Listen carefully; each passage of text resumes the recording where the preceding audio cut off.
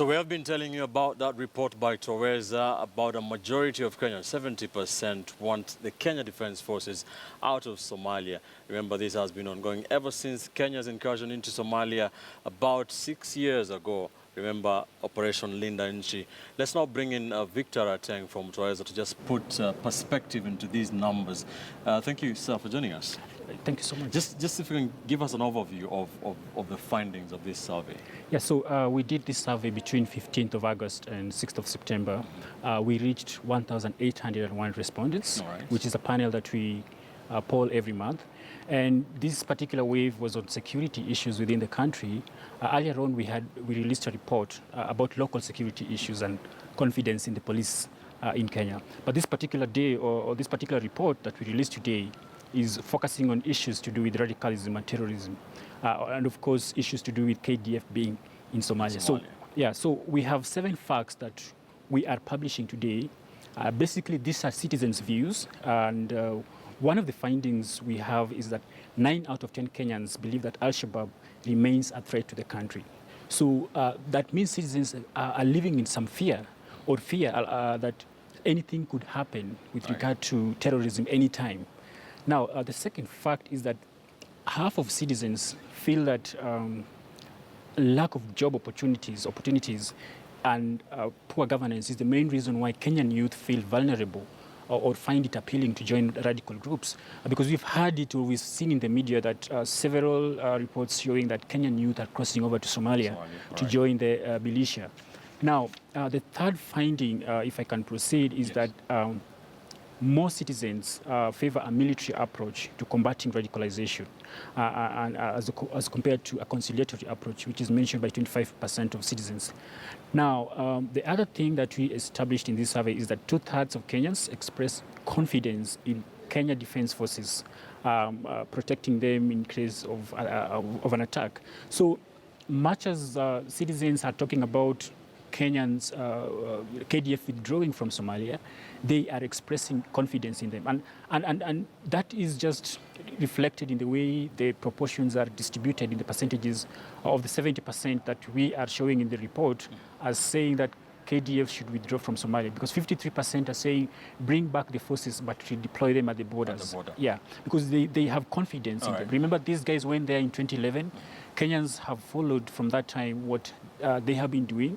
We used to have those media briefings by the defense force, by the KDF, telling us exactly what's going on. Remember, it's a question that we have also here on KTN News asked our viewers. But what reasons did they give to want the KDF to withdraw, for Kenya to withdraw its forces from Somalia? Your guess is going to be as good as mine, because we did not ask that question particularly. But given the fact that over 70% of Kenyans are aware of KDF being part of AMISOM in Somalia, and also mentioning several attacks, like the Garissa University attack was mentioned by 55% of Kenyans as one of those terror attacks that they're aware of. We had Westgate Mall attack mentioned by 32%, Mandera attacks, or attacks in Mandera, mentioned by 36%. Now, knowing these attacks and knowing what the terror attacks have done to this country, income due to terror as a result of Western countries issuing travel bans to their citizens has led to a decline in the tourism industry. Okay, so that's on the economic side. Now, we have lost over 600 lives since 2009 as a result of terror activities. We have had several injuries as a result of terror attacks. So I can attribute the remarks that Kenyans want KDF brought back home to these increasing attacks. Remember, these attacks have intensified. KDF continue being in Somalia, but the attacks due to the terror groups continue to happen and increase in numbers. Let's talk about another another number that you talked about in your report. 80% support the closure of the Dadaab refugee camps. Do Kenyans understand what this would mean for the refugees? Well, I think the explanation that has been given by the state and other actors is probably the reason why they feel convinced. But to be more precise, or to be more accurate, we have 64% of Kenyans being aware of the conversation around closing of the Dadaab refugee camp. Now, of this 64%, 80% of them, of the 64% that is aware, 80% of them support the closure. All right. But in general, the population that is in support of the closure is 50% at a national level, which means Kenyans could also be said to be divided.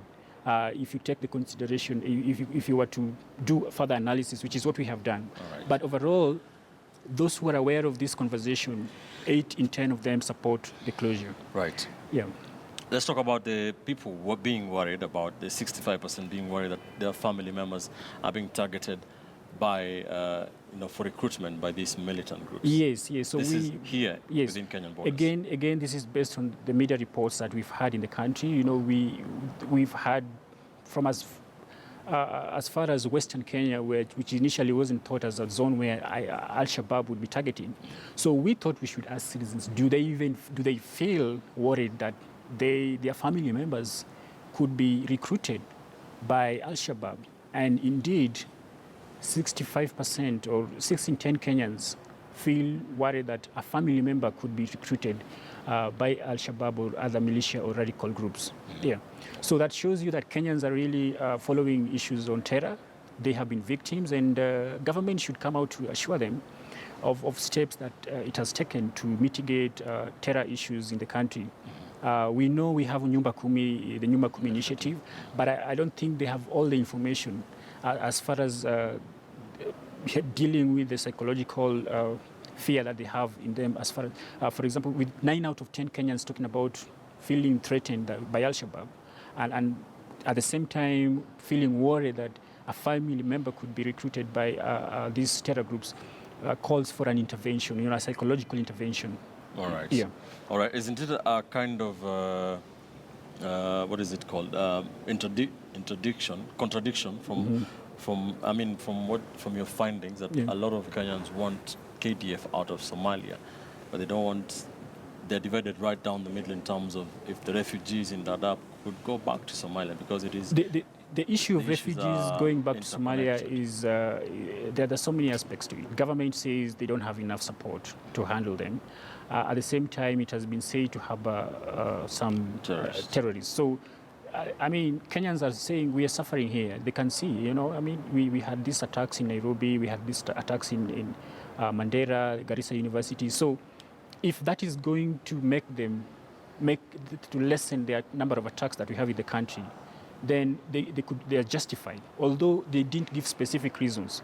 But that's an analysis, of the fact that people could be thinking, yes, because that's the main reason government has given for closing the camp. And they're saying, we've helped you for so many years, you need to go back and build your country, which in any way could be told to anyone.